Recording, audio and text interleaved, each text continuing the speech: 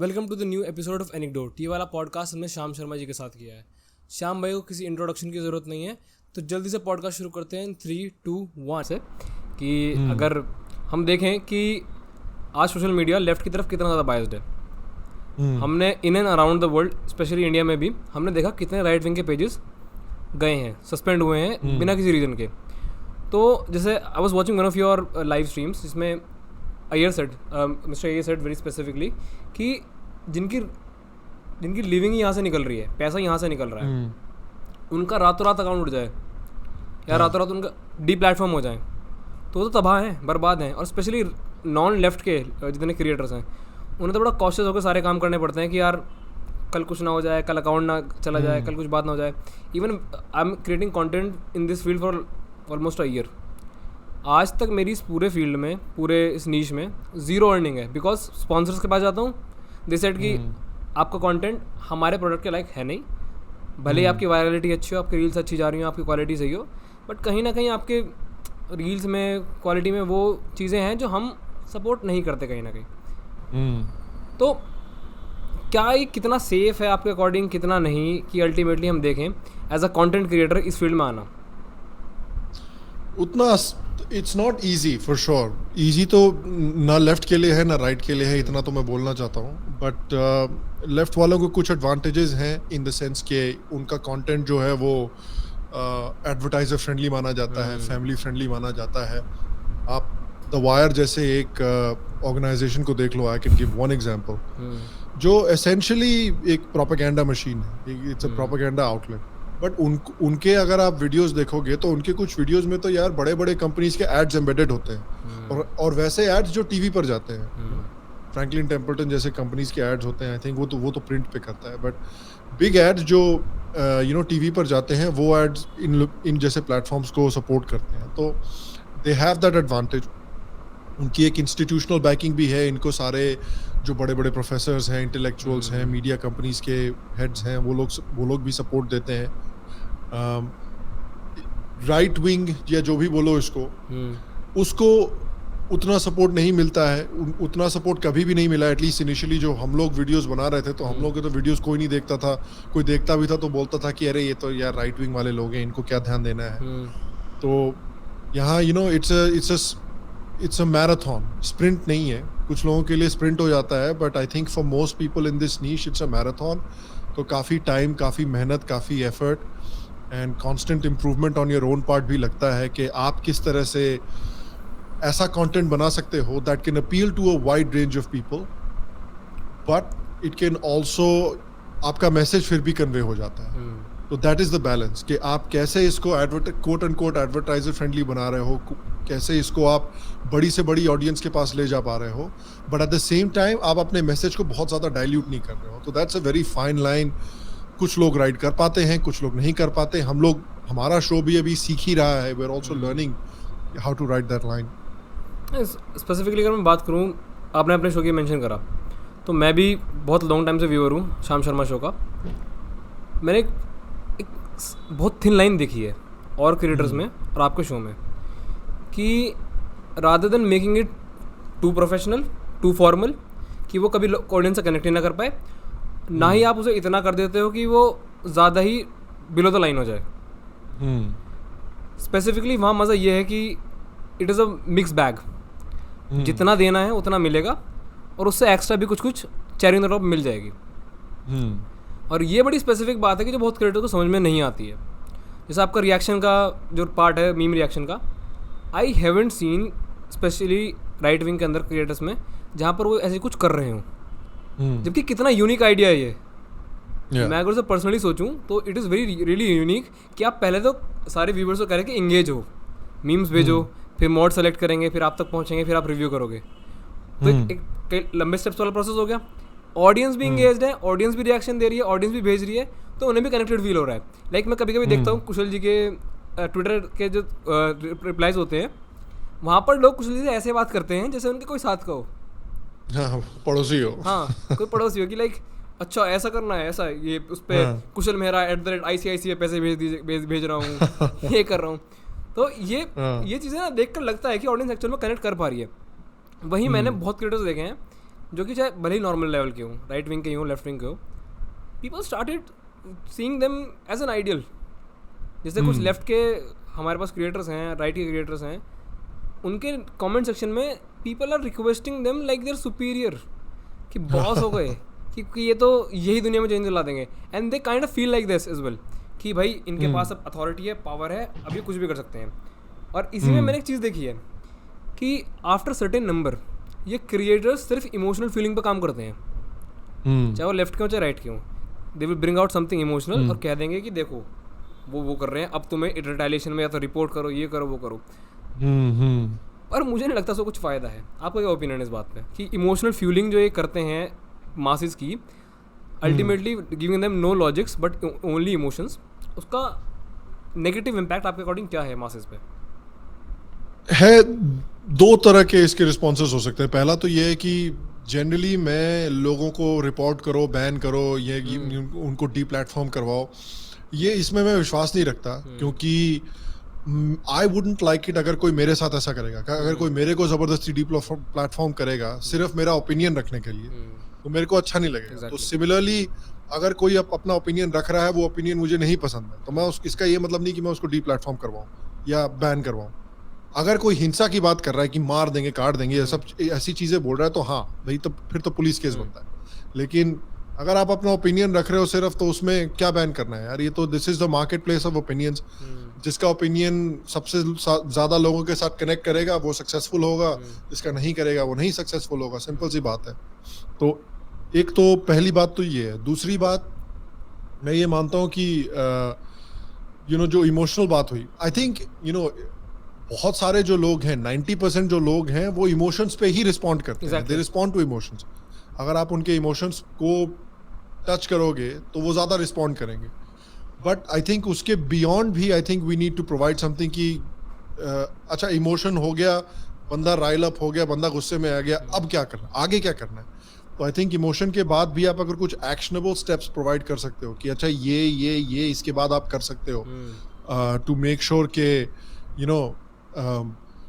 ये जो प्रॉब्लम जो इमोशनल प्रॉब्लम मैंने जिसकी बात की है, वो प्रॉब्लम आगे नहीं होती है या प्रॉब्लम खत्म हो जाती है. अगर आप एक छोटा सा एग्जांपल हो, फॉर एग्जांपल एक लव जिहाद का एग्जांपल, ये बहुत चर्चा में है पिछले 1-2 महीने से मूवी की वजह से.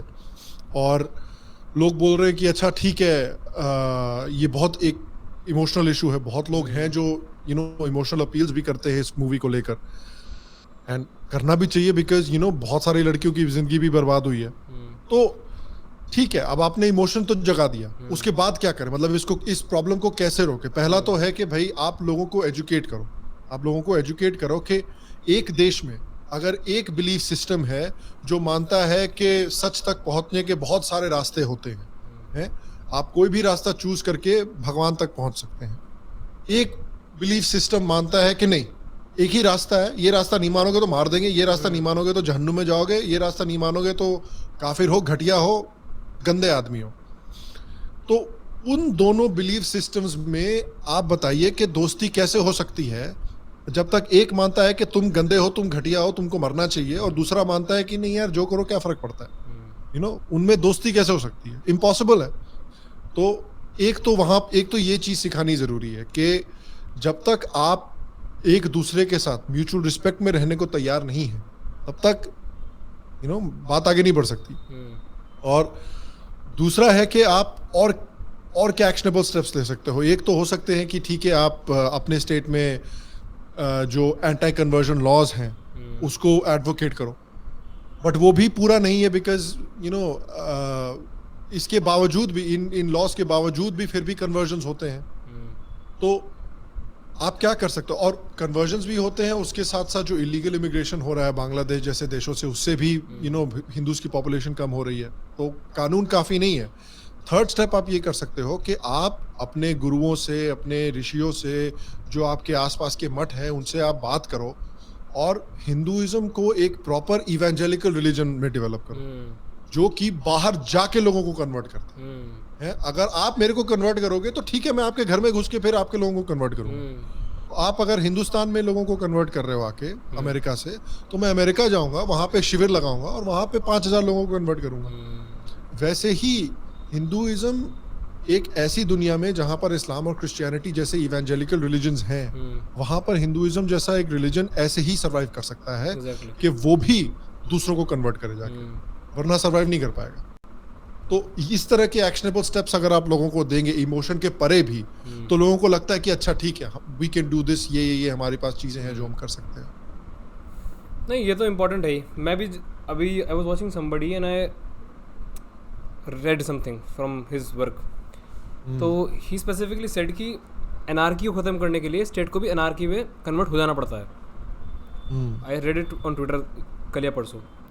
It goes with the same, अगर तुम्हें उनकी तरह उनसे लड़ना है तो एटलीस्ट तुम्हें उनकी तरह होना तो पड़ेगा, वरना सही बात है। वरना आप अल्टीमेटली सिर्फ एक लाला लैंड में हो, एक फेरी टेल वर्ल्ड में, कि हम तो वही बापू वाली बात, दे दी हमें आज़ादी बिना खड़क बिना ढाल, साबरमती के संत तूने कर दिया कमाल।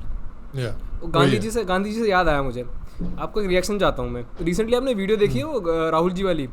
राहुल जी सेंटा क्लारा में थे और कुछ खालिस्तानी प्रोटेस्टर वहाँ पहुँचे। मैं राइट विंग के लोगों को देख रहा हूँ वहाँ पर, वो कह रहे हैं कि राहुल गांधी जी की रैली में सपोर्ट हो रहा है खालिस्तान का। I was thinking it from a different angle, कि वहाँ राहुल जी को कुछ नॉस्टैल्जिया हिट तो नहीं करा उस जगह पर? क्यों नहीं, उनका खालिस्तान पुराना रिश्ता है इनका। हाँ, तो मुझे तो उनके चेहरे पर डर ज़्यादा दिख रहा था उस वक्त। हाँ, तो वही है ना कि आप प्रॉब्लम ये है कि आप अपने पड़ोस में, हिलरी क्लिंटन ने पाकिस्तान के बारे में एक बार कहा था कि अगर आप अपने घर में सांप पालोगे और एक्सपेक्ट करोगे कि वो सिर्फ पड़ोसी को काटेगा, तो ये तो एक नंबर की बेवकूफ़ी है। एग्जैक्टली। और यही है कि आप इस्लामिस्ट को वोट बैंक के लिए पटा के रखते हो, उनको खुली छूट देकर रखी हुई है। खालिस्तानियों को भी आपने फार्मर्स प्रोटेस्ट में कुछ ऐसे थे, सारे फार्मर्स ऑब्वियसली ऐसे नहीं थे, लेकिन कुछ लोग ऐसे थे जो फार्मर्स प्रोटेस्ट को खालिस्तानी मूवमेंट से जोड़ने की, भिंद्रनवाले से जोड़ने की कोशिश कर रहे थे, और आप लोगों ने उनको खुला सपोर्ट दिया। आप लोगों ने उनके खिलाफ आवाज़ नहीं उठाई। आप लोगों ने फार्मर्स से ये डिमांड नहीं किया कि खालिस्तानियों को आप अपने फार्मर्स प्रोटेस्ट से दूर करो वरना हम सपोर्ट नहीं करेंगे। आपको ये बोलना चाहिए था, लेकिन आपने नहीं बोला। आपने उनको सपोर्ट दिया, आपने उनको बढ़ावा दिया। अब आपको उनसे प्रॉब्लम का सामना हो रहा है तो सरप्राइज क्यों हो रहा हो? पागल कुत्ता सिर्फ पड़ोसी को थोड़ी काटेगा यार, पागल कुत्ता तो तुमको भी काटेगा। एग्जैक्टली। वो तो पागल है। और जब मैं वो वीडियो देख रहा था उसके बाद मैंने रिएक्शन देखा पूरे लेफ्ट राइट दोनों का। लेफ्ट तो ज़्यादा कुछ ऐसे मामलों में बोलता नहीं है। दे वर लाइक हम तो इस वक्त मनमोहन सिंह बन जाते हैं, इस बारे में ना ही कुछ बोले तो ज़्यादा बेटर है। बट राइट विंग भी इसके अलग अलग इंटरप्रिटेशन निकाल रहा है। और राहुल जी वहाँ जा रहे हैं, यूएस में जा रहे हैं, ये सब कर रहे हैं, वो सब कर रहे हैं। अल्टीमेटली हमें पता है 24 के लिए हो रहा है सब कुछ, कि एक वो फाउंडेशन स्टेप रखा जा रहा है फॉर 2024। और 2024 इंपॉर्टेंट है क्योंकि अमेरिका में भी इलेक्शंस है, इंडिया में भी इलेक्शंस है। आई गेस इंडिया में पहले हो जाएंगे अमेरिका से। But what's your prediction for both of these countries? Because you living in. तो अमेरिका के लिए तो थोड़ा ट्रिकी है, बिकॉज अभी अमेरिका को अगर देखें तो रिपब्लिकन साइड से ट्रम्प आ रहा है, डिसेंटिस आ रहा है, ये दो मेन आ रहे हैं। और बहुत सारे लोग हैं जो डिसेंटिस को फेवर कर रहे हैं। लेकिन ट्रिकी पार्ट ये है कि अभी प्राइमरी में डिसेंटिस को ट्रम्प को हराना पड़ेगा। तो प्राइमरी में डिसेंटिस ट्रम्प को हरा पाता है कि नहीं, that is going to be the biggest challenge for DeSantis. अगर प्राइमरी में वो हरा देता है तो उसके पास अच्छा चांस है। अगर बाइडन के खिलाफ वो खड़ा होकर लड़ रहा है तो DeSantis has a very good chance, क्योंकि बाइडन तो यार बेसिकली बेचारा 1 पाँव क्या 1.5 पाँव कब्र में बेचारे के। हाँ, मतलब he is just Manmohan Singh without any actionable work that he can do. हाँ, तो उनकी तो मनमोहन सिंह से भी ज्यादा हालत खराब है। मनमोहन सिंह कम से कम हर 2 मिनट पे लुढ़क थोड़ी जाते थे कहीं पे। तो ये तो बेचारा लुढ़क भी जाता है खड़े खड़े। तो इसकी तो ये भी प्रॉब्लम है। तो डिसेंटिस अगर ट्रम्प को प्राइमरीज में हरा देता है तब उसके पास काफी अच्छा चांस है। और इंडिया में अगर देखें तो इंडिया की ऑपोजिशन पार्टी के साथ मेन प्रॉब्लम क्या है कि एक कहावत है कि the definition of insanity is doing the same thing over and over again and expecting a different result. तो हमारी ऑपोजिशन ने 2014 में महागठबंधन बनाया कि महागठबंधन बनाएंगे, सेकुलरिज्म को बचाएंगे और हिंदुत्व को हराएंगे। हार गए। 2019 में फिर उन्होंने गठबंधन बनाया कि महागठबंधन बनाएंगे, सेक्युलरिज्म को बचाएंगे, हिंदुत्व को हराएंगे, हार गए। अब 2024 में मैं सुन रहा हूँ फिर यही चीजें कि महागठबंधन बनाएंगे, सेक्युलरिज्म को बचाएंगे, हिंदुत्व को हराएंगे। तो अब यू नो सेम पॉलिसी जो आपकी 2 बार फेल हो चुकी है वो तीसरी बार सक्सीड होती है कि नहीं, लेट्स सी। मुझे थोड़ा डाउट है बट देखते हैं, कुछ भी हो सकता है। मेन चीज बीजेपी के लिए ये है कि वो अपने पैर पे कुल्हाड़ी ना मारे। कुछ ऐसा मत कर दो जिससे कि तुम्हारा ही वोटर बेस तुमसे नाराज हो जाए। Basically I think that is their biggest concern, because देखकर लगता है कि अगर आप तीसरी बार फिर से राहुल गांधी को प्राइम मिनिस्टरियल चेहरा बनाने को तैयार हो तो देखकर नहीं लगता कि आपके पास कोई कॉन्क्रीट प्लान है मोदी को या बीजेपी को हराने का। नहीं, सब्सटेंशियल यही कि, और इसमें भी एक सब्सिक्वेंट क्वेश्चन आता है बहुत बार, if not Modi then who. देखो बीजेपी से बाहर इस सवाल को पूछना थोड़ी बेवकूफ़ी होगी 2024 को देखते हुए। तो अगर मैं आपसे कहूँ कि जेन्युइनली आपको मोदी के अलावा कोई ऐसा चेहरा जो आपको पीएम बनते देखना है, 1 चेहरे 2 चेहरे 3 चेहरे, तो कौन होंगे?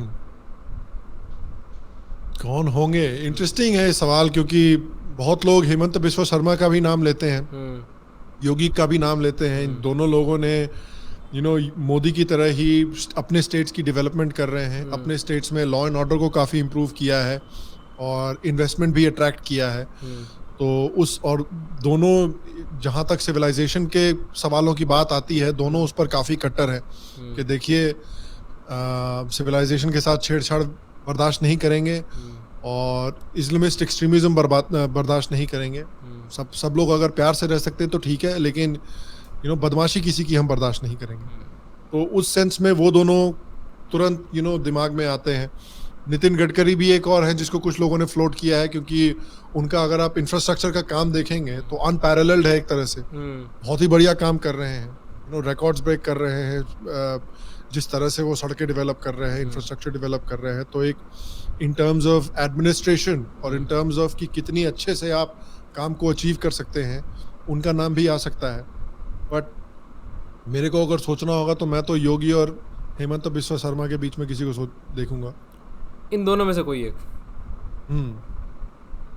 इन दोनों में से कोई एक। दोनों यंग हैं, मतलब यंगर हैं इन टर्म्स ऑफ पॉलिटिशियंस की जो एज होती है, वो यंगर साइड पे हैं। दोनों के पास टाइम है कम से कम 2 टर्म कंप्लीट करने का, अगर जीतते हैं तो। एंड दोनों को देखकर लगता है कि सबसे पहले देश हित उनके दिमाग में रहता है। तो उसी टाइप का लीडर आपको चाहिए ना। इसमें स्टेट वर्सेस रिलीजन वाली जो बातें आ जाती हैं कभी कभी, देश या धर्म, इन दोनों में जब बार बार सवाल आता है तो most of the right wing के जो लीडर्स हैं वो तो कहते हैं कि देश और धर्म एक ही चीज़ है, ये दोनों सब कहीं ना कहीं सबमर्ज्ड है। But from someone who is not a politician, for someone who look into these things separately, आप इसमें अपना क्या ओपिनियन देना चाहेंगे for the people who get confuse over it? क्योंकि मैं सबसे मेन क्वेश्चन जो मैंने लोगों से सुना है कि कहीं ना कहीं देश हित की बात हो रही है पर वहाँ हिंदू हितों की बात नहीं हो रही। तो एक इंडिविजुअल को जब इन दोनों चीज़ों में चॉइस करने का मौका मिला, या फिर दोनों चीज़ अगर एक भी माने, तो एक हैं या नहीं है? मेरे हिसाब से तो मोरलेस एक हैं, क्योंकि आप अगर इंडिया का सिविलाइजेशन देखें और India as a nation state देखें तो मैं तो इंडिया को सिविलाइजेशनल स्टेट मानता हूँ कि ये एक ऐसा देश है जो इनएक्सट्रिकेबली अपनी सिविलाइजेशन से जुड़ा हुआ है। और अगर आप सिविलाइजेशन को भारत से अलग कर दोगे तो भारत बचेगा ही नहीं, भारत नहीं रहेगा। ये मेरा मानना है। एंड उस हिसाब से मैं मानता हूँ कि India should be seen as a civilisational state, but a secular, मतलब सिविलाइजेशनल एक नेशन जो होता है, बट अ सेक्युलर स्टेट। कि स्टेट जो है अपनी स्कीम्स में, अपने प्रोग्राम्स में लोगों के साथ भेदभाव ना करे, किसी रिलीजन के साथ भेदभाव ना करे। बट जहाँ तक कल्चर की बात आती है, सिविलाइजेशन की बात आती है, तो सनातन धर्म को और उसकी सिविलाइजेशन को भारत में फर्स्ट अमंग इक्वल्स का दर्जा मिलना चाहिए। अगर आप यूके में देखें तो यूके में जो ब्रिटिश गवर्नमेंट है उसमें क्रिश्चियनिटी को और जो एंग्लिकन चर्च है उसको फर्स्ट अमंग इक्वल्स का दर्जा मिला हुआ है। उसको रॉयल फैमिली सपोर्ट करती है। रॉयल फैमिली का एक ऑफिशियल स्पॉन्सर्ड चर्च है एंग्लिकन चर्च। सिमिलरली अमेरिका में भी आप अगर देखिए तो अमेरिका में भी वन नेशन अंडर गॉड बोलते हैं, और इनका जो करेंसी नोट्स में भी इन गॉड वी ट्रस्ट लिखा हुआ है, गॉड ब्लेस अमेरिका। और हाँ, गॉड ब्लेस अमेरिका। इनका जो प्राइम मिनिस्टर, इनका जो प्रेसिडेंट होता है वो बाइबल पे शपथ लेता है, भगवान की सौगंध खाता है, अपने अपने क्रिश्चियन भगवान की सौगंध खाता है शपथ लेते टाइम भी। तो इनके कल्चर में भी ये भी अपने सिविलाइजेशन के बारे में इनको कोई कंफ्यूजन नहीं है। ये भी मानते हैं कि भाई हमारा क्रिश्चियन सिविलाइजेशन है, क्रिश्चियनिटी से जुड़ा हुआ है और उसमें शर्म हया की कोई बात नहीं है। आप अमेरिकन प्रेसिडेंट को देखो, वो थैंक्सगिविंग मनाते हैं। एवरी नवंबर सारे के सारे प्रेसिडेंट थैंक्सगिविंग मनाते हैं। एवरी दिसंबर सारे के सारे प्रेसिडेंट क्रिसमस मनाते हैं। ये लोग ईस्टर भी मनाते हैं ऑफिशियल कैपेसिटी में। तो जितने भी क्रिश्चियन हॉलीडेज हैं ये लोग इसको व्हाइट हाउस में सेलिब्रेट करते हैं खुशी खुशी। तो इसका ये मतलब थोड़ी कि ये हिंदूज के खिलाफ डिस्क्रिमिनेट कर रहे हैं या मुसलमानों के खिलाफ डिस्क्रिमिनेट कर रहे हैं। लीगली सबके पास सेम राइट्स हैं। लेकिन अगर हर एक प्रेसिडेंट, एक गवर्नमेंट को एक आइडिया रहता है कि सिविलाइजेशनली हमारा कल्चर क्या है और उस कल्चर में वो एनकरेज करते हैं सबको ऐसे मतलब इंक्लूड होने का कि आप अगर हिंदू भी हैं तो कोई बात नहीं, हम आपके खिलाफ डिस्क्रिमिनेट नहीं करेंगे, लेकिन आप आइए हमारे साथ क्रिसमस मनाइए। और सिमिलरली इंडियन गवर्नमेंट को भी मैं चाहता हूं कि यही करे कि भाई हमारा सिविलाइजेशन सनातन धर्म से जुड़ा हुआ है, हम उसको फर्स्ट अमंग इक्वल्स का दर्जा देंगे हमारे देश में। तो हम दिवाली को सेलिब्रेट करेंगे, हम अपने कल्चर को सेलिब्रेट करेंगे, हम राम मंदिर को सेलिब्रेट करेंगे और हम लोगों को बोलेंगे कि आप अगर इसमें शरीक होना चाहते हैं तो ये अच्छी बात है, क्योंकि at the end of the day Hindu culture Bharat के सभी लोगों का कल्चर है। आपका रिलीजन कुछ भी हो, लेकिन आपकी जो सिविलाइजेशनल हेरिटेज है, आपका जो कल्चरल हेरिटेज है, वो तो यार सनातन धर्म से ही जुड़ा हुआ है ना। जो बाहर से टूरिस्ट आते हैं वो मस्जिद देखने तो नहीं आते इंडिया में, सब लोग मंदिर ही घूमने आते हैं सारे टूरिस्ट। एग्जैक्टली। सारे टूरिस्ट जब हिंदुस्तान को गालियां भी देते हैं तो हिंदुइज्म से रिलेटेड गालियां देते हैं, है ना। जब तारीफ भी करते हैं हिंदुइज्म से रिलेटेड तारीफ करते हैं कि अरे योगा, अरे मेडिटेशन, अरे ये, अरे वो। कोई भी मुस्लिम चीजों की बातें नहीं करता, क्योंकि अगर आपको मुस्लिम चीजें देखनी है तो 56 इस्लामिक कंट्रीज हैं, वहां पर जाकर देख सकते हैं। हिंदुइज्म का खूबसूरती आपको सिर्फ भारत में ही दिखेगी। तो पूरी दुनिया associates Sanatan Dharma with Indian civilisation, Indian culture. और इसमें क्या प्रॉब्लम है सेलिब्रेट करने में? ये सेलिब्रेट करने का ये मतलब थोड़ी हुआ कि आपसे हम इस्लाम छुड़वा रहे हैं या आपसे हम क्रिश्चियनिटी छुड़वा रहे हैं या सिखिज्म छुड़वा रहे हैं या बुद्धिज्म छुड़वा रहे हैं। म्यूचुअल रिस्पेक्ट का यही मतलब होता है कि भाई हम अगर क्रिसमस मना सकते हैं, हम अगर अपने दोस्त के घर पे जाके ईदी खा सकते हैं, तो आप हमारे साथ दिवाली क्यों नहीं मना सकते? क्या तकलीफ है? एग्जैक्टली। हमको अगर तकलीफ नहीं है तो आपको ऐसी क्या तकलीफ है? और अगर हम एक दूसरे से ऐसे ही बटे हुए रहेंगे कि नहीं तुम अपना करो, मैं अपना करूंगा, और हम नाटक करते हैं कि भाई हम एक दूसरे के सेक्युलरिज्म, भाईचारा, प्रेम नाटक करते हैं, ये नाटक कहाँ चलता है? 70 साल से तो हम कोशिश कर रहे हैं नाटक चलाने की, नहीं चल रहा।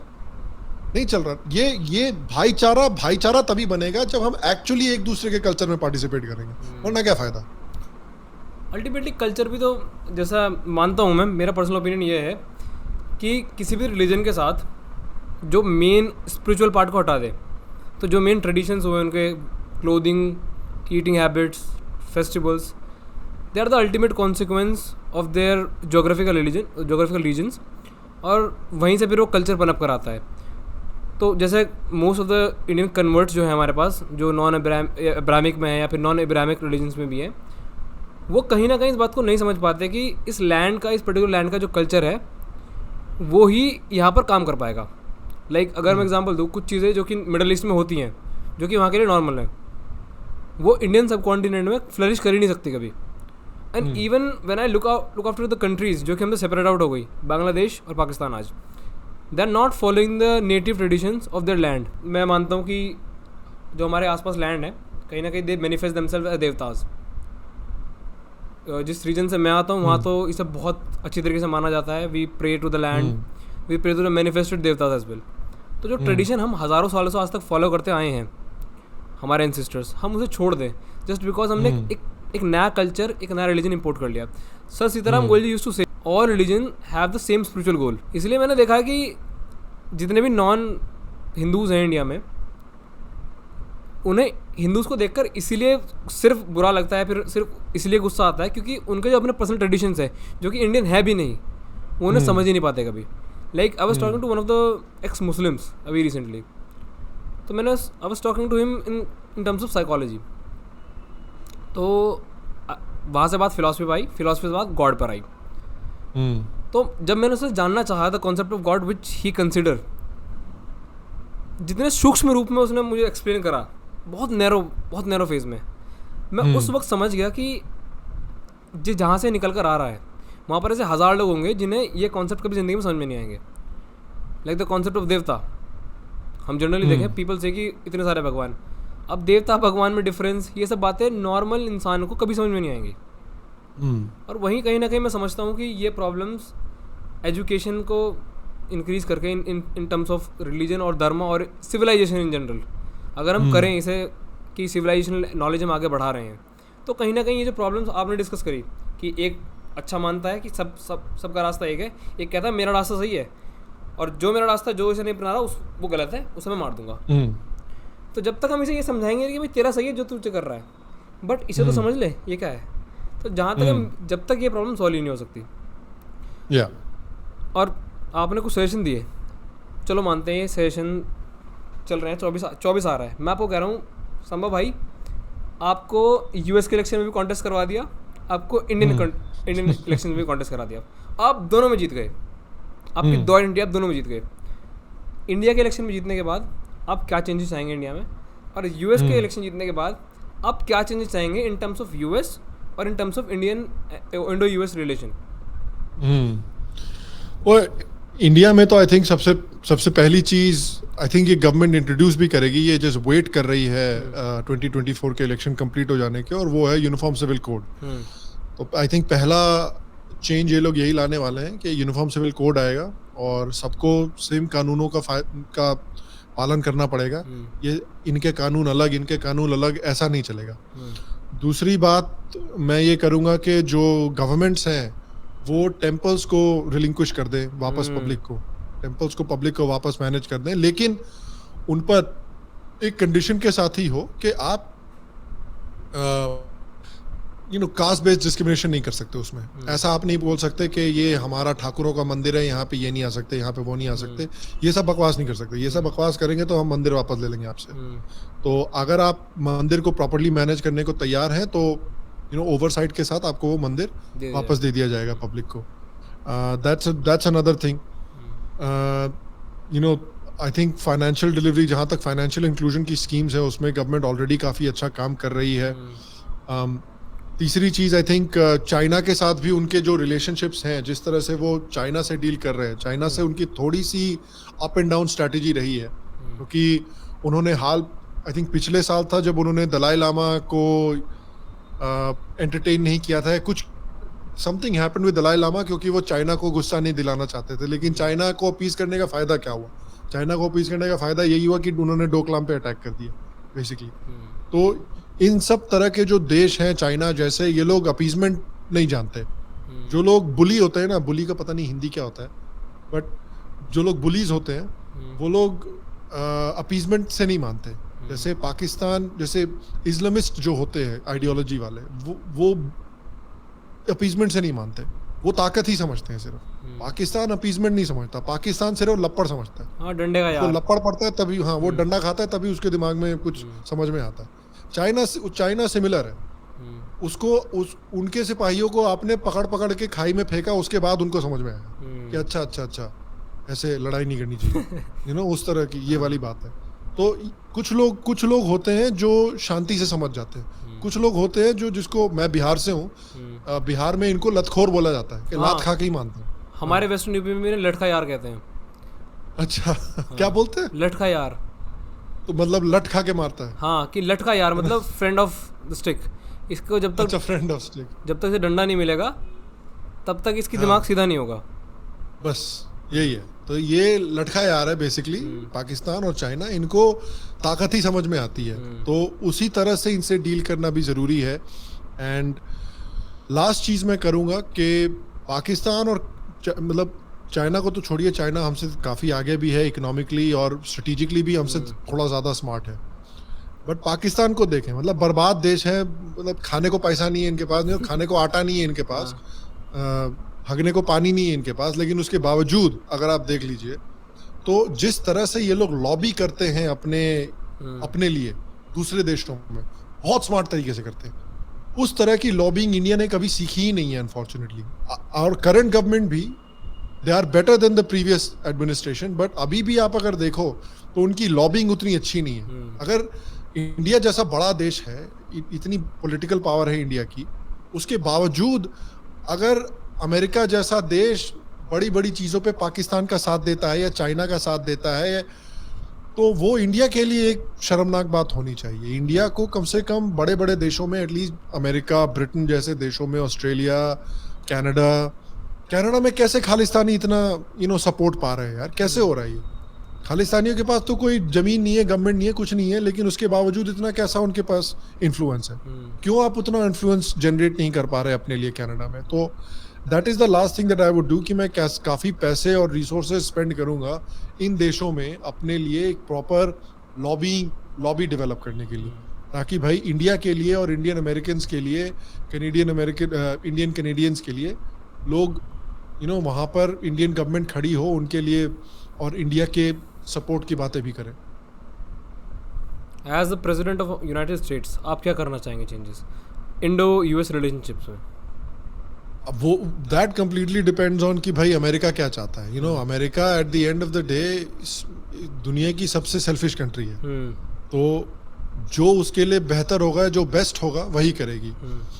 अब ट्रम्प के लिए इंडिया अच्छा था क्योंकि ट्रम्प बहुत ट्रांजैक्शनल आदमी था कि तुम मेरे लिए ये करो, मैं तुम्हारे लिए ये कर दूंगा, तो उसके साथ डील करना बड़ा आसान था। ठीक है, हम ये कर देते हैं, आप हमारे लिए ये कर दो। बाइडेन का क्या है कि, और डेमोक्रेट्स का खासकर क्या है कि डेमोक्रेट्स में बहुत तरह के लोग हैं। डेमोक्रेट्स में बहुत सारे ऐसे लोग हैं जो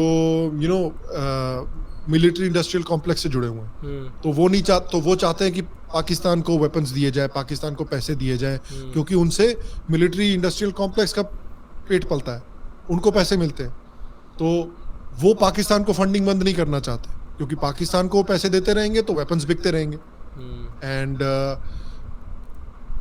दूसरी बात यह है कि उसमें ऐसे भी बहुत सारे पॉलिटिशियंस हैं डेमोक्रेटिक पार्टी में जो बहुत एंटी इंडिया है, और उनसे कैसे डील किया जाए, आपको एज अ प्रेसिडेंट आपको उनकी भी ओपिनियन लेनी पड़ेगी, क्योंकि बहुत सारे पॉलिटिशियंस वैसे भी हैं।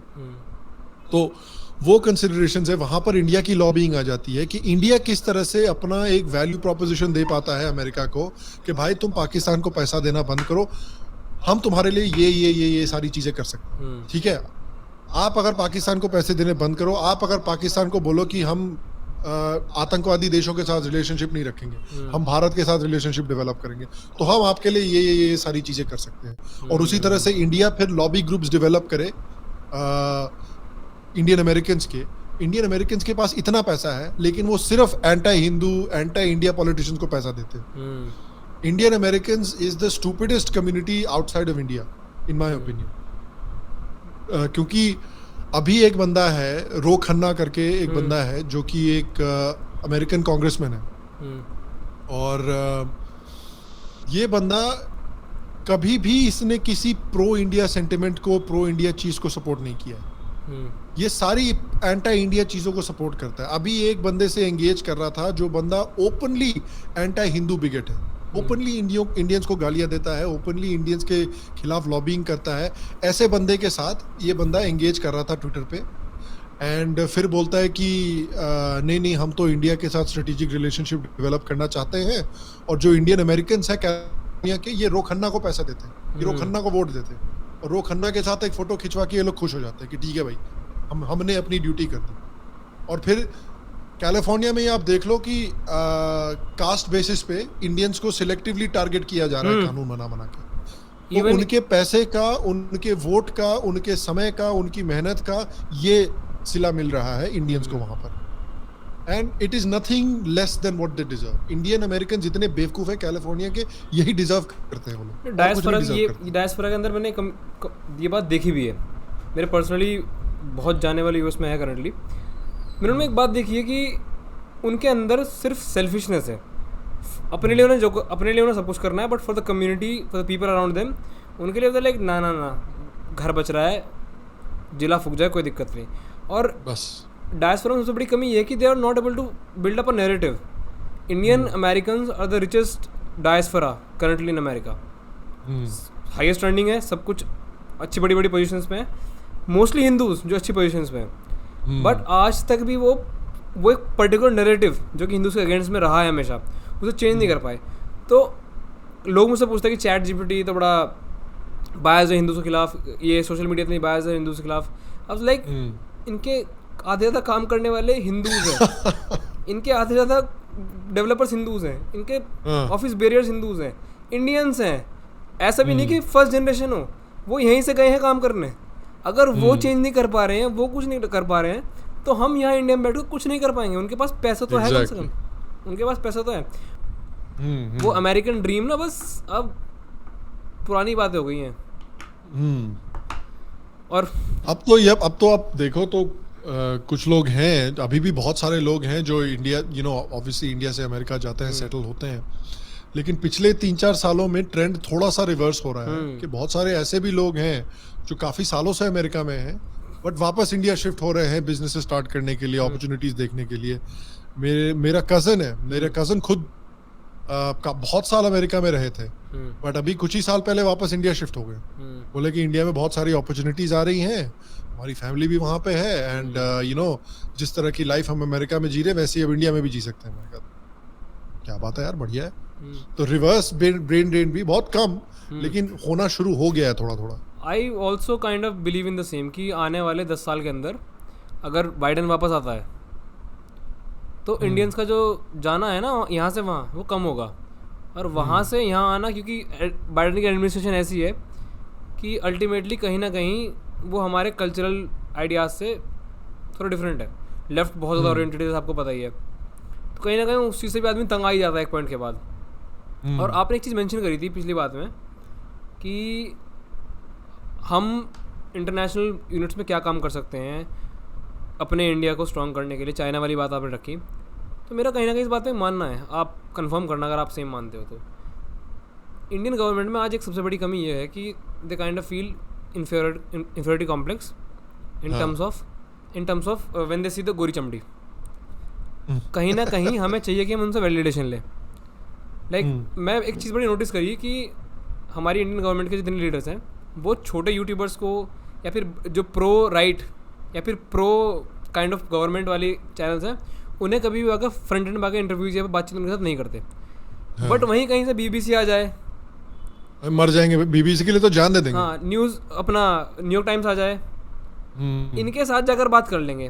वो आपको याद हो 2021 के बाद एक बड़ा ट्रेंड चला था कि लीडर जी को तो नोबेल प्राइज़ चाहिए। तो कहीं ना कहीं मैं ये देखता हूँ कि इन्हें वैलिडेशन भी उनसे चाहिए जो इनके हमेशा कैसे बोलते हैं। हाँ, इनको ये बात तो सही है, ये बात तो मैं पूरी तरह से एग्री करता हूँ कि ये लोग छाती बहुत पीटते हैं कि हमको फर्क नहीं पड़ता, हमारी इंडिपेंडेंट फॉरेन पॉलिसी है, ये नहीं वो नहीं। लेकिन ये उसी BBC, जिस BBC को इतनी गालियां देते हैं पूरे साल, वो BBC अगर इंटरव्यू मांगने के लिए आएगा तो मर जाएंगे, जान दे देंगे लेकिन इंटरव्यू जरूर देंगे। तो वो सारी चीजें तो है, वो एक इंफीरियरिटी कॉम्प्लेक्स है जो अनफॉर्चुनेटली सारे इंडियंस में है, लेफ्ट विंग राइट विंग सारे इंडियंस में है। इस चीज में एक पूरा भारत यूनाइटेड है कि हम सबको इंफीरियरिटी कॉम्प्लेक्स है। तो वो धीरे धीरे जो प्रीवियस जनरेशन है, मोदी जी की जनरेशन है या उनके थोड़ी सी यंगर जनरेशन है, उसमें हो सकता है थोड़ी ज़्यादा हो। आई एम होपिंग कि जैसे जैसे जो नॉर्मल इंडियंस हैं वो और मिडिल क्लास में आते हैं, उनकी फाइनेंशियल जो स्टेटस है वो इम्प्रूव होती है, तो उस फाइनेंशियल स्टेटस की इम्प्रूवमेंट से जो स्टैंडर्ड ऑफ लिविंग है वो अगर इम्प्रूव होती है, उसकी इम्प्रूवमेंट से उनमें एक सेल्फ कॉन्फिडेंस आता है। होपफुली जो सेल्फ कॉन्फिडेंस इट वो इंफीरियरिटी कॉम्प्लेक्स होपफुली उससे थोड़ा कम हो जाता है। एंड आई बिलीव कि वो इसलिए भी आया है इंफीरियरिटी कॉम्प्लेक्स ना, कि सावरकर जी ने एक बार कहा था कि हिंदुस्तान अगर अंग्रेजों को हरा कर उनसे आज़ादी लेगा तो जो कॉन्फिडेंस हिंदुस्तानियों में आएगा वो कॉन्फिडेंस कभी भी नहीं आएगा अगर उनको आज़ादी अंग्रेज दे देंगे कि ये लो यार परेशान हो गए, हाँ कि खैरात में मिल जाए, भीख में मिल जाए कि लो यार परेशान मत करो, जाओ इधर से, है ना। जो एक उस तरह से लगता है कि मतलब कभी कभी होता है ना कि मतलब एक बंदा आ जाता है आपकी खिड़की पे बार बार ऐसे खटखटाता रहता है, तो फाइनली आप उसको कुछ दे देते हो, अरे बस कर यार, जा इधर से। तो अंग्रेज कभी कभी लगता है कि अंग्रेजों ने हमारे साथ यही किया है हाँ, कि एहसान किया है, हम एहसान लोग किया बैठ है। के वहां पे तालियां पीट रहे थे कि सर दे दो दे दो दे दो, तो अंग्रेज ने बोला अरे लो यार जाओ इधर से, परेशान मत करो, उस तरह से दे दिया। वरना अगर हम भगत सिंह वगैरह, सुभाष चंद्र बोस अगर अंग्रेजों को हरा कर उनसे आजादी हमने छीनी होती तो एक अलग तरह का कॉन्फिडेंस आता। और सच्चाई अगर आप देखिए तो थोड़ी सी इन द मिडल है कि जो हमारे इंडियन रेवोल्यूशनरीज हैं, जैसे वीर सावरकर है, वीर सावरकर का मानना था, उन्होंने अपनी किताबों में भी ये लिखा है कि हमें आज़ादी तब मिलेगी जब हम अंग्रेज़ों से लड़ना सीखेंगे, और सेकेंडली जब जो इंडियन आर्म फोर्सेस हैं वो बगावत कर जाएंगी। अगर इंडियन आर्म फोर्सेस देखेंगी कि हिंदुस्तानी अंग्रेज़ों से लड़ने को तैयार हैं तो वो अपने लोगों पर गोलियां नहीं चलाएंगी बहुत सालों तक और इवेंचुअली बगावत कर जाएंगी। और हमें आज़ादी भी उसी वजह से मिली किससे? सुभाष चंद्र बोस की आईएनए, और उनसे इंस्पायर होके फाइनली 1946-47 में वो जो नेवी में रिवोल्ट हुआ था, और लोगों को खबरें आ रही थी कि भाई अलग अलग कैंटोनमेंट्स में भी रिवोल्ट हो रहे हैं, तो कट लो, इससे पहले कि तुमको घेर वेर लिया जाए जरा जल्दी से कट लो। तो उसके बाद उन्होंने बोला कि नहीं, गांधी जी का सत्याग्रह इतने अच्छे से हो रहा है, गांधी जी को जरा आज़ादी दे देते हैं, उन्हीं की वजह से मिली है, इस वजह से नहीं मिली है कि हमारी पूरी की पूरी आर्मी रिवोल्ट करने वाली है अगले 1-2 महीने में। हाँ, गांधी जी का नाम ले लिया तो अंग्रेजों का भी फेस सेविंग हो गई ना कि नहीं हम देखो कितने अच्छे लोग हैं, गांधी जी ने इतने प्यार से रिक्वेस्ट किया, हमने बोला ओके ले लो आज़ादी। तो अंग्रेजों का भी भला हो गया, गांधी जी का भी भला हो गया, और जो असली रीजन है वो छुपा दिया गया। हाँ, अल्टीमेटली आप देखो 42nd वर्ल्ड वॉर के बाद तो ब्रिटेन ऑलरेडी बहुत कमज़ोर था, उन पे अपना नहीं संभल रहा था। हाँ। तो यहाँ तो चाटे खा के जाते, उससे अच्छा क्या होता? एग्जैक्टली चाटे खा के जाते, 4-5 लोग को निपटा भी देती आर्मी, तो क्यों हाँ, लॉर्ड माउंटबेटन जैसे लोग आज़ादी के बाद इंडिया में रह गए, वो तो अल्टीमेटली देखने वाली बात है ना, कितनी शर्म की बात है। और कहीं ना कहीं जैसे मैं कंट्रीज देखता हूँ, जापान, जर्मनी, जिन्होंने सही में जंग लड़ी, हारे भी जीते भी, इन कंट्रीज़ को आज हम जिस हालात में देखते हैं, इन लोगों में सिविलाइजेशन वैल्यूज़ हैं, इन लोगों में नेशनल प्राइड है यार, नेशनल प्राइड है, नेशनल प्राइड, एग्जैक्टली। और क्योंकि उन्होंने जंग लड़ी और वो एग्रेशन इनमें वो एग्रेशन ख़त्म हुआ और उस एग्रेशन से ऊपर निकल कर आए। कहीं ना कहीं इंडिया में मैं ये मानता हूँ कि एक जनरेशनल ट्रॉमा जो है, जो कि हमने एट्रॉसिटी से फेस करा, जो कि हमने पूरा 1000 साल की जो हिस्ट्री रही है हमारी, 2000 साल की, जो भी हमने इसमें कुछ देखा, वो जो जनरेशनल ट्रॉमा और एग्रेशन आया वो आज तक हमें दिख रहा है छोटे छोटे घटनाओं के रूप में, और वो हमें आगे नहीं बढ़ने दे रहा। और कहीं ना कहीं मानता हूँ कि एक दिन आउट बस्ट बहुत जल्दी होगा, ये आने वाले 10-20 साल में एक नया ऑर्डर स्टैब्लिश करने के लिए इंडिया में। आई डोंट नो मैं कितना सही उस मामले में, कितना नहीं, but what's your opinion on that? पता नहीं, बट ऐसा कुछ होगा कि नहीं, I can't really predict, I don't really know, but मेरा ये मानना है कि एक अमेरिकन्स को अगर आप देखो, अमेरिकन्स के बारे में जो भी बोलो, लेकिन उनमें एक बहुत strong sense of national pride है, और वो नेशनल प्राइड आता है कि भाई हमने फ्रीडम जीती है, वी आर फ्री, हमने अंग्रेजों को हरा कर फ्रीडम जीती है, we defeated them in the revolutionary war. तो उससे उस समय से 300 साल से उनमें जो एक सेल्फ कॉन्फिडेंस है कि अंग्रेज जो पूरे दुनिया पर राज करते थे उनको हमने लताड़ के गिरा के घसीट के भगाया इधर से, तो उसका एक जो कॉन्फिडेंस है वो आज तक उनमें देखो कितना स्ट्रांगली बसा हुआ है। जुलाई 4th उस तरह का कॉन्फिडेंस, हाँ, जुलाई 4th is the prime example of this.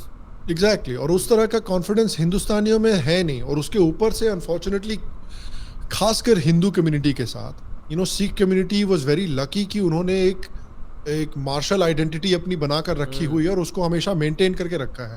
तो उनमें उस बात का कॉन्फिडेंस है कि भाई हमारा कड़ा, हमारा कृपाण, हमारा पगड़ी हमको देखकर हमको याद है, हमको वो याददाश्त है हमारे पास कि हम लड़े हैं मुगलों से, तो हम एक लड़ाका कम्युनिटी है, हमको लड़ना आता है। सिमिलरली हिंदूज के साथ अनफॉर्चुनेटली एक ये प्रॉब्लम हो गई है कि उनको 70 साल तक सिखाया गया है कि आप लड़ते नहीं हैं, आप कमजोरी को ताकत मानते हैं, आप सत्याग्रह को ताकत मारते हैं, आपको सिर्फ आग्रह करना आता है। हिंदुइज्म इक्वल्स गांधी जी का हिंदुइज्म, हमको ये सिखा दिया गया है। और हमारे जितने महावीर योद्धा वगैरह सब रहे हैं, चाहे गुरु गोविंद हो, चाहे शिवाजी हो, चाहे महाराणा प्रताप हो, इतने पूरे भारत के कोने कोने से यार, डोगरा महाराज हो, जाट महाराज हो, अहोम हो, रेड्डीज हो, आंध्र प्रदेश के, इतने सारे एग्जाम्पल्स हैं, चोला हो, सब लोग यार इंडिया में इंडिया के कोने कोने में कोई ऐसा हिंदू नहीं है जिसको लड़ना नहीं आता है, जिसने अपनी हिस्ट्री में कभी शस्त्र नहीं उठाए हैं। यू नो, हमको हमारी गीता भुला दी गई है, हमको श्री कृष्ण के जो शब्द हैं वो भुला दिए गए हैं, और हमको सिखाया गया है कि भाई गीता के गांधी जी का सत्याग्रह इज द रियल हिंदुइज्म, और श्री कृष्ण ने जो अर्जुन को सिखाया है वो हिंदुइज्म नहीं है, वो गलत है, वो हिंदुत्व है, उसको भूल जाइए। तो आई थिंक एक वो चीज भी आई थिंक सभी इंडियंस को और खासकर हिंदुओं को याद रहनी चाहिए, क्योंकि मुस्लिम कम्युनिटी में एक वो रिलीजियसली इनग्रेन्ड है, सिख कम्युनिटी में वो कल्चरल है, हिंदू कम्युनिटीज को अपने आप को वो सिखाती नहीं है। यू नो, हरियाणा के लोगों की मैं बहुत रिस्पेक्ट करता हूँ क्योंकि उनमें एक कुश्ती का ट्रेडिशन है, उनमें एक है पुराना ट्रेडिशन। बिहार यूपी में भी, ईस्टर्न यूपी में खासकर एक होता था पहले, आज़ादी के आसपास, आज़ादी के पहले कुश्ती की बहुत स्ट्रॉन्ग ट्रेडिशन हुआ करती थी, बट वो भी धीरे धीरे खत्म हो गई जैसे जैसे बिहार गरीब होता गया, वो ट्रेडिशन खत्म हो गई कुश्ती की, अनफॉर्चुनेटली। बट मैं चाहता हूँ कि सारे इंडियंस जो हैं वो किसी न किसी तरह का एक जो फिजिकल स्पोर्ट होता है उसका एक ट्रेडिशन डेवलप करे अपने स्टेट्स में, अपने कम्युनिटीज में, अपने स्टेट्स में, चाहे कुश्ती हो, किसी न किसी तरह का मार्शल आर्ट हो, किसी न किसी तरह का एक स्पोर्ट हो जिसको सब लोग खेलें। क्योंकि देखिए पढ़ाई बहुत जरूरी है, बहुत जरूरी है भारत जैसे देश में, लेकिन पढ़ाई के साथ साथ भी एक फिजिकल सेल्फ कॉन्फिडेंस लोगों में होता है, मेंटल सेल्फ कॉन्फिडेंस होता है जो किसी फिजिकल एक्टिविटी से आता है, वो हिंदुस्तानियों में बहुत लैकिंग है, बहुत लैकिंग है। तो आई थिंक सारे कम्युनिटीज को, सारे कास्ट को, सारे स्टेट्स को ये इंश्योर करना चाहिए कि उनके अंदर भी एक जो पौरुष है वो पौरुष दोबारा डेवलप किया जाए। I was listening to Rajiv Malhotra ji in the same, और उन्होंने बहुत स्पेसिफिकली मेंशन करा कि आज इंडिया में सबसे बड़ी कमी है कि हिंदू कम्युनिटी में क्षत्रियता नहीं है। वो जो क्षत्रिय गुण थे कम्युनिटी में वो धीरे धीरे करके डिमिनिश हो गए। पहले जो रूलर्स थे, रॉयल फैमिलीज थी, पहले उन्हें कमज़ोर करा गया, फिर उनके ट्रेडिशन को कमज़ोर करा गया, फिर उनसे पावर ली गई, और अल्टीमेटली जो क्षत्रियता थी भी हमारे देश में उसे भी टेम डाउन कर दिया गया विद आवर एजुकेशन सिस्टम कि हम तो अहिंसा परमो धर्म, अहिंसा से ही सब चीज़ आ एग्जैक्टली। और जो आपने स्पेसिफिकली बात करी कि जो कॉन्फिडेंस फिजिकल एक्टिविटीज़ से आता है, फ्रॉम अ साइकोलॉजिकल पर्सपेक्टिव भी आई हैव सीन कि जो लोग स्पोर्ट्स खेलते हैं इन जनरल, या फिर जो किसी भी तरीके के कॉम्पिटिशन्स में हैं, जब फिजिकल कंपटीशन में, उनके अंदर in general risk taking factors, उनके अंदर कॉन्फिडेंस, उनके अंदर डिप्रेशन में ना जाने की वो प्रोबेबिलिटी, ये सब हाई हैं। They are more confident in terms of being a human. मैं नहीं कह रहा कि पढ़ाई से सब कुछ होता है, इट इज़ अ कंपोजिशन जो तुम्हें ज़िंदगी में रखना चाहिए। You have to lift, you have to strengthen yourself, you have to educate yourself, and this is what our basis was कि आपको स्ट्रेंथ बनानी है, आपको बिल्डअप करना है, आपको लिफ्ट करना है, आपको एजुकेट करना है, देन आपको प्रोक्रिएट करना है। बेसिस तो हमारा यही था अल्टीमेटली। हम स्वामी विवेकानंद का भी एक बहुत फेमस कोट है जहाँ स्वामी विवेकानंद ने भी कहा था कि भाई अगर हिंदू सोसाइटी को दोबारा मजबूत बनाना है तो गीता पढ़ने से पहले गीता का जरा पालन करना भी सीखिए। मतलब कुछ एक्सरसाइज कीजिए, कुछ कसरत कीजिए, लड़ना सीखिए, फिजिकल एक्टिविटी सीखिए, क्योंकि देश को जब आन बान की बात आती है, जब आर पार की लड़ाई होती है तो किताबों से वो लड़ाई नहीं हो पाती है, वो लड़ाई हाथ से ही करनी पड़ेगी। तो देश के हर एक नौजवान को स्वामी विवेकानंद ने कहा था कि पहले आप अपने शरीर को ताकतवर बनाइए, शरीर ताकतवर रहेगा, उसके साथ साथ अपने दिमाग को, सिर्फ दिमाग को ताकतवर बनाने से कुछ नहीं होने वाला। हमारे यहाँ माना जाता है, कुछ लोग मानते हैं कि सिर्फ योगा मेडिटेशन से हम अपना जो स्पिरिचुअल गोल्स है उसको अटेन कर लेंगे। मैं नहीं मानता। मेरा मानना है कि उसके साथ साथ हमें ऐसी भी एक्टिविटीज करनी चाहिए जिससे हमारा शरीर ताकतवर होता है, क्योंकि उससे एक अलग तरीके का कॉन्फिडेंस आता है। जो कॉन्फिडेंस आप देख सकते हैं अमेरिका जैसे देशों में, जो कॉन्फिडेंस आप देख सकते हैं ब्रिटेन, रशिया जैसे देशों में, एक जो सेल्फ कॉन्फिडेंस है कि भाई हम किसी को भी उठाकर पटक सकते हैं, कोई कुछ नहीं बिगाड़ सकता हमारा। Exactly. वो इंडियंस में मुझे नहीं दिखता। नहीं है। इंडियंस बहुत हाँ जी सर जी, नमस्ते सर जी, एकदम झुक के प्रणाम, बस करो यार, प्रणाम ऐसे खड़ा होकर भी किया जा सकता है। नहीं, आप ये तो सिंपल एग्जांपल हम देख सकते हैं ना उन वाइट्स की यूट्यूब वीडियोस में जो कि इंडिया में आकर स्ट्रीट फूड खा रहे हैं, कमेंट्स में जाके मेल्ट डाउन है, पूरा मेल्ट डाउन, मर जाएंगे बिल्कुल। हाँ। एक बाइट से लाइक पाने के लिए। अरे बाबूजी आप कैसे आ गए, ये ट्राई करना, वहाँ ट्राई करना। अरे भाई तुझे उसके हालात पता है, वो गोरा है, क्या पता अपने देश में सबसे गरीब आदमी हो, क्या पता तेरे। एग्जैक्टली। वो तुझे उसकी हालत पता है? तू उसे सर पे बिठा रहा है, वो क्या पता चोर हो वहाँ का। एग्जैक्टली। तो सिर्फ ये तो उन्होंने कहा कि दैट एक वाइट ही था शायद रिपोर्टर, उसने पूछा प्रभात जैसे कि आप अभी गीता पढ़ा रहे हैं बट गीता में तो वायलेंस भी है, तो क्या आप कभी वायलेंस को अलाउ करेंगे? तो प्रभुपाद ने जो आंसर दिया, आज शायद वो इस्कॉनाइट्स ना कहें उस बात को, बट प्रभुपाद सेड स्पेसिफिकली कि कहीं ना कहीं जब ज़रूरत होगी, तो जैसे श्री कृष्ण ने कहा था कि शास्त्र तो उठा लिए, अब शस्त्र उठा लो अर्जुन, अब शस्त्र उठा लो। एग्जैक्टली। तो हमें शस्त्र भी उठाने पड़ेंगे। और जैसा ये आज मार्च कर रहे हैं ना ये सोल्जर्स, तो हम भी मार्च करवाएंगे सोल्जर्स को, बट अंतर सिर्फ इतना होगा कि वो महामंत्र जाप करते चलेंगे, हरे कृष्णा कृष्णा कृष्णा हरे हरे, हरे राम राम राम हरे। मैंने कहा ऐसे लीडर्स अगर आज की जनरेशन में हमें मिल जाएं, और क्योंकि मैं देखता हूँ सदगुरु जैसे लीडर्स और भी similar kind of spiritual leaders जो कि वही टेम डाउन गांधी जी वाला वर्जन, कि देखिए अल्टीमेटली इनर सेल्फ पे काम कीजिए, अपने आप पे काम कीजिए, देश अपने आप सुधर जाएगा। Clean your room so that you can clean the country, so that you can clean the world. Exactly. But अगर ये घर ही कमज़ोर होगा कि हल्का सा घूसा मारते ही घर ढह गया, तो कौन सा कमरा, कौन सा देश? तो वो कहीं ना कहीं एक बहुत फेमस पॉडकास्टर है अमेरिका में, जो रोगन नाम है उसका, और उसने यही कहानी एग्जैक्टली बताई है कि जब वो छोटा था, वो साइज में भी बहुत छोटा है, अभी भी बहुत छोटा है, साइज में बहुत छोटा था, तो सारे जो स्कूल के बच्चे थे उसके साथ बदमाशी करते थे, उसको बुली करते थे, तो बहुत डरा सहमा सा रहता था हमेशा, एंड उसने बोला कि फिर मैंने धीरे धीरे मार्शल आर्ट सीखना शुरू किया अपने हाई स्कूल में, और मार्शल आर्ट सीखने से मुझे एक कॉन्फिडेंस आया कि मैं डरता नहीं हूँ अब लोगों से, क्योंकि मैं लड़ सकता हूँ, मैं हैंडल कर सकता हूँ अपने आप को, तो मुझे वो डर नहीं लगता। जो डर मुझे पहले लगा करता था जब कोई सामने आके मेरे खड़ा हो जाता था, वो डर ही मेरा खत्म हो गया। और यही प्रॉब्लम मुझे कभी कभी एक इंडियंस में भी लगती है कि थोड़े से मीक, डरे हुए, सहमे हुए से बड़े लगते हैं मुझे इंडियंस, जो कि मुझे लगता है कि उस तरह की एक अगर आप फिजिकल एक्टिविटी सीख ले, चाहे मार्शल आर्ट हो, चाहे कोई स्पोर्ट हो, कुछ ना कुछ फिजिकल एक्टिविटी अगर आप सीख लें, तो उससे एक आपको कॉन्फिडेंस आता है, जिससे आप आप लोगों से डरते नहीं हैं, लोगों को अपने से बड़ा नहीं मानते, अपने को किसी से नीचा नहीं मानते। एंड आई थिंक हमारे गुरुओं ने सदियों से हमें यही सिखाते हुए आ रहे हैं, चाहे हमारे गुरु हो जैसे श्री कृष्ण जैसे गुरु हो, चाहे हमारे दूसरे रिलीजियस गुरु हो, सबने हमको यही सिखाया है, चाहे शिवाजी के गुरु हो, उन्होंने भी उनको यही सिखाया है कि भैया धर्म की रक्षा करने के लिए शस्त्र कभी कभी उठाना पड़ता है, उसके बिना काम नहीं चलता। और आप देख लीजिए कि मराठा कल्चर में एक है, वो थोड़ा उनके दिमाग में है कि भाई नहीं हमको लड़ना आता है, राजपूत कल्चर में थोड़ा है वो कि नहीं हमको लड़ना आता है, बहुत सारे कल्चर्स हैं जिनमें वो नहीं है। आप अगर इजराइल को देख लें, इजरायली जो हैं वो 3-4 जनरेशन पहले यार दुकानदार हुआ करते थे, बैंकर हुआ करते थे, धंधा चलाते थे, कुछ लड़ना वड़ना नहीं आता था, लेकिन 2 जनरेशन में उन्होंने अपने आप को ऐसा डेवलप कर लिया है कि सारे अरब देशों की फटती है उनसे।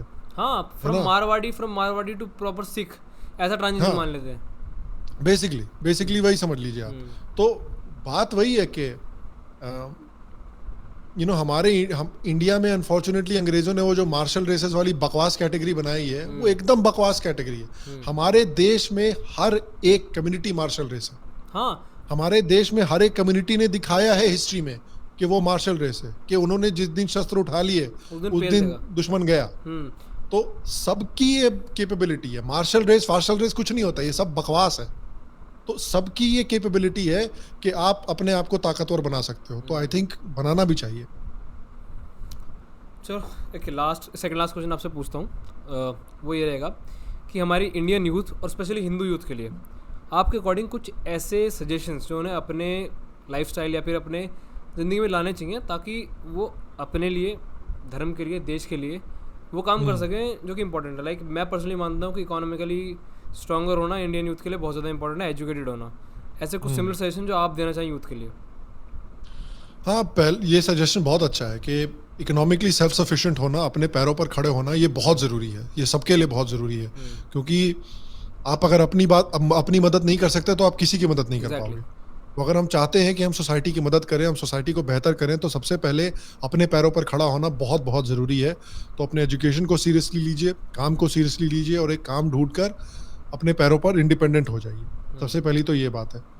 दूसरी बात है कि भाई जैसा हमने अभी 15 मिनट की डिस्कशन हुई कि फिजिकली अपने आप को स्ट्रांग बनाइए, कि आप अगर योगा मेडिटेशन करते हैं, बहुत लोग करते हैं, बहुत अच्छी बात है, लेकिन या तो कोई मार्शल आर्ट उठा लीजिए या फिर कोई स्पोर्ट खेलिए या फिर एक रेगुलर एक्सरसाइज की आप रूटीन बनाइए, क्योंकि उससे जो एक सेल्फ कॉन्फिडेंस आपको आएगा, आप नोटिस करेंगे कि आपकी पर्सनालिटी कितनी चेंज हो जाती है उस कॉन्फिडेंस। पर्सनल एग्जांपल दे सकता हूँ इसका तो। हाँ, तो बहुत बहुत लोगों के ये एग्जांपल्स हैं कि किसी तरह की फिजिकल एक्टिविटी से आपका एक लेवल ऑफ कॉन्फिडेंस जो है वो बिल्कुल ट्रांसफॉर्म हो जाता है। तो एक वो बिल्कुल कीजिए। तीसरी बात मैं कहता हूँ कि एक अपने कम्युनिटी के लिए अगर आप कुछ कर सकते हैं तो करने की कोशिश कीजिए। चाहे आप किसी अनाथालय में डोनेशन देते हैं, मंदिर में डोनेशन देते हैं, कहीं भी कुछ भी करते हैं, but give back to the community. जो आपने कमाया है उससे थोड़ा थोड़ा अपने कम्युनिटी को वापस देना, किसी भी तरह से जो आपको लगता है ठीक हो, देना ज़रूरी है। क्योंकि आप देखिए मिशनरी वगैरह आते हैं, वो यही काम करके लोगों को कन्वर्ट करने की कोशिश करते हैं, तो हम मिशनरीज पे डिपेंड क्यों कर रहे हैं? हमारे पास अगर पैसा है, हम अगर अपने पैरों पे खड़े हैं, तो हम उन लोगों की मदद कर सकते हैं जिनको मिशनरी पैसा दे के, चावल दे के कन्वर्ट कर रहे हैं। तो जो भी आप कमाते हैं उससे थोड़ा सा कोशिश कीजिए कि आप डोनेट करके लोगों की मदद कर सके। जिस तरह आप अपने पैरों पे खड़े हुए हैं, उस तरह से आप दूसरे लोगों को अपने पैरों पर खड़े होने पे मदद कर सके, ताकि वो हिंदू धर्म को छोड़कर, कम से कम पैसे की वजह से यार, हैं, हिंदू धर्म, एजुकेशन की वजह से हिंदू धर्म को छोड़कर दूसरे धर्म में ना जाए। तीसरी चीज ये हो गई। तो ऐसी कुछ चीजें। चौथी चीज भी आप एक कर सकते हैं कि ये अमेरिका में बहुत लोग करते हैं, पता नहीं ये इंडिया में कितना सक्सेसफुल होगा, लेकिन this is something that can be tried out, कि आप अपने लोकल पॉलिटिशियन से जरा टच में हमेशा रहा कीजिए। आपको अगर लगता है कि भाई हमारा गवर्नमेंट में ये काम नहीं हो रहा, हम ये चाहते हैं, ये नहीं हो रहा, ये नहीं हो रहा, तो अपने लोकल पॉलिटिशियन पर प्रेशर बनाइए। लोग अक्सर बोलते हैं कि मोदी जी को बोलना है यूसीसी पास करने के लिए। अरे मोदी जी थोड़ी करेंगे आपके लिए, तो लोकल पॉलिटिशियन फिर जाके मोदी जी के पास जाएगा कि मोदी जी यार यूसीसी का कुछ करना पड़ेगा यार, बहुत प्रेशर बन रहा है। तो लोकल पॉलिटिक्स में जरा इन्वॉल्व होइए और प्रेशर बनाने की कोशिश कीजिए। Guys by the way it's just coffee. नहीं, ये तो यार कोका कोला है। अच्छा, फिर कोका कोला है। मेरे यहाँ सुबह हो रही है, तो मैं सुबह तो इतना मजे नहीं ले सकता। फ्राइडे है, कोई बात नहीं, just Coca Cola. Friday night को देखा जाएगा, सुबह तो यार कोकी है, सिर्फ कोका कोला ही है। आपसे एक बहुत इंटरेस्टिंग क्वेश्चन पूछना चाहूँगा मैं इस कॉन्वर्सेशन को एंड करने के लिए। मैं आपको कुछ पर्सनैलिटीज़ के नाम बता रहा हूँ, आपको बताना है कि गवर्नमेंट में इन्हें कौन सी मिनिस्ट्री मिलनी चाहिए।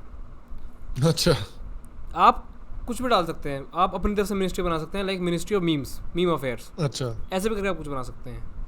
तो मैं आपको एक एक करके नाम बता रहा हूँ। सबसे पहला नाम है संभव शर्मा।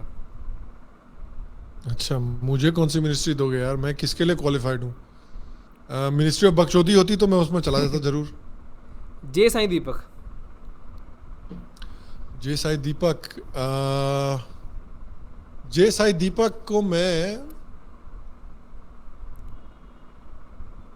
किसमें डालूंगा?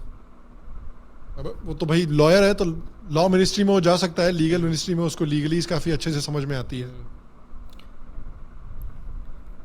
राजा रवीश कुमार। अरे राजा रवीश कुमार किसमें जाएंगे? उनको तो मिनिस्ट्री ऑफ एंटरटेनमेंट अगर कुछ है तो उसमें डालना पड़ेगा उनको अगर लिटरेचर की मिनिस्ट्री अगर कुछ है तो लिटरेचर और एंटरटेनमेंट में उनको देना पड़ेगा, क्योंकि उनको देख के मैं एंटरटेन काफ़ी होता हूँ। क्योंकि आजकल पता नहीं तुमने और तुम्हारी ऑडियंस ने रन फिल्म देखी है कि नहीं, जो अभिषेक बच्चन की एक फिल्म थी रन, याद है? हाँ, देखिए। वो वही ना, उसमें विजय राज नाम का एक बंदा था, उसकी एक कैरेक्टर था पेटीकोट बाबा। हाँ, छोटी गंगा बोलकर। तो वो एंड में उसकी लाइफ में इतनी सारी परेशानियां आती हैं दिल्ली में आके कि वो बेचारा, उसका दिमागी संतुलन बिगड़ जाता है, वो एंड में पेटीकोट बाबा बन जाता है। हाँ। और गोबर उठा के दिल्ली के साइन पे फेंकता रहता है। हाँ। लोग बोलते कि अरे देखिए पेटीकोट बाबा गोबर फेंक रहे, चलिए चल के देखते हैं। तो रवीश कुमार जी आज के पेटीकोट बाबा हैं बेसिकली। उनके साथ पिछले 10 सालों में इतना गलत, मतलब इतनी बेइज्जती हुई है, इतना गलत हुआ है उनके साथ कि अब बेसिकली वो पेटीकोट बाबा बन गए हैं कि वो गंगा नदी पे जाके हिंडनबर्ग चिल्लाते रहते हैं। तो ministry of entertainment for sure. Doctor Anand Ranganathan. Anand Ranganathan को तो यार मिनिस्ट्री ऑफ उसमें डालना पड़ेगा, मिनिस्ट्री ऑफ एजुकेशन में डालना पड़ेगा। वो जितना लोगों को एजुकेट करता है on a daily basis. Abhijit Iyer Mitra ji. Health ministry of course. Rana Ayyub. Rana Ayyub, Rana Ayyub को किस में डालें? Ministry of hate speech. Ministry of hate speech हो सकता है, या फिर मिनिस्ट्री ऑफ हिंदुत्व में डाल सकते हैं, क्योंकि हाँ। उस लेडी ने जितने लोगों को हिंदुत्व में कन्वर्ट किया है, Exactly. मैं क्या बताऊं। हाँ, और हमारे एक एथिस्ट भाई हैं बहुत फेमस, कुशल मेहरा जी। हाँ कुशल मेहरा जी, उनको तो वित्त मिनिस्ट्री में डालना पड़ेगा। हाँ, जहाँ पे वो 1 रुपए के सारे डोनेशंस को हैंडल करेंगे गवर्नमेंट के लिए। वन ऑफ द डोनर 1 रुपए वाला मैं भी हूँ वैसे। शाबाश, मैं बता दूंगा उसको। नहीं, मैंने उन्हें पॉडकास्ट के लिए इनविटेशन वहीं भेजा है। अच्छा अच्छा, सही है। उनके उनके छोटे भाई हाँ। हमारे जर्मन एक्सपर्ट ध्रुव राठी जी। ध्रुव राठी जी को तो भाई मैं पूरा का पूरा सारी की सारी मिनिस्ट्रीज उन्हीं को दे दूंगा, बिकॉज वो हर चीज में एक्सपर्ट है, दुगल साहब। दुगल साहब तो exactly. हाँ, दुगल साहब हर चीज में एक्सपर्ट है, वो गाड़ी पे एक्सपर्ट है, टाइम ट्रैवल पे एक्सपर्ट है। तो आई थिंक इन सारे लोगों से सारी मिनिस्ट्रीज छीन के मैं उन्हीं को दे दूंगा। फिर तो उनकी बुआ यानी कि बरखा दत्त जी को भी कुछ नहीं मिल पाएगा। नहीं, सब चीज तो राठी साहब हैंडल ही कर लेंगे। ऐसा क्या है जो वो हैंडल नहीं कर सकते? क्रिटिसिज्म अगेन, यू नो, थोड़ा मोड़ा काम दे देंगे एक मिनिस्ट्री में, बाकी मिनिस्ट्री तो साहब देख ही लेंगे अकेले। एग्जैक्टली। एक लास्ट इंसान जो बड़ा हम दोनों का मन पसंदीदा है, अर्णब गोस्वामी जी। अर्णब गोस्वामी को तो मैं दूंगा वो मिनिस्ट्री ऑफ एक्सटर्नल अफेयर्स। जाओ बाहर वालों से जाके हैंडल करो, बाहर वाले को गाली दो जाके। और लास्ट हमारे अभिजीत चावड़ा जी। वो भी हिस्ट्री में, हिस्ट्री के लिए आई थिंक किसी को हमने अपॉइंट नहीं किया है, तो हिस्ट्री में he can deal with history, अगर दुगल साहब अलाउ करेंगे तो। दुगल साहब तो मतलब ऑलरेडी सारी मिनिस्ट्री उन्होंने दे चुके हैं, सारी मिनिस्ट्री वो ले ही चुके हैं, तो अगर वो अलाउ करेंगे तो Abhijit Chavda can but take I guess history. वो अलाउ कर देंगे बिकॉज उन्हें पता है उनके पास इतना काम रहता है अब बिजी तो, आदमी है। तो शायद वो दे दें। बाकी एक आखिरी क्वेश्चन आपसे ये रहेगा, बहुत रैंडम क्वेश्चन है जो मेरे दिमाग में भी आया। क्या आपको भी जॉर्ज सोरोस से फंडिंग आ रही है? अरे यार, जॉर्ज सोरोस से फंडिंग आ रही होती तो मैं यहाँ बैठ के कोका कोला पी रहा होता यार। कमाल की बात करते हो। मैं कुछ बढ़िया कोनियाक वगैरह पी रहा होता। बट अभी तक तो फंडिंग नहीं आ रही। जब मेरे ग्लास में तुमको कोनियाक दिख जाएगा तब समझ जाना कि ठीक है यार, आगे जॉर्ज सोरोस से फंडिंग। नोट डाउन कर लो। कोक से जैसे शिफ्ट होता है ना, समझ जाओ कि फंडिंग आनी शुरू हो चुकी है। एक्सपेंसिव कोनियाक जब आ जाएगा तो समझ जाना कि भाई आ गई जॉर्ज सोरोस से फंडिंग। आई होप तुम लोगों की कॉन्वर्सेशन अच्छी लगी होगी। आई होप तुम्हें ये वाला पॉडकास्ट अच्छा लगा होगा। और भी कुछ सजेशन हो इस पॉडकास्ट से रिलेटेड, वो आप कमेंट्स में दे सकते हैं। पॉडकास्ट को लाइक करना ना भूलें, शेयर करना ना भूलें और सब्सक्राइब करना हमें बिल्कुल भी ना भूलें।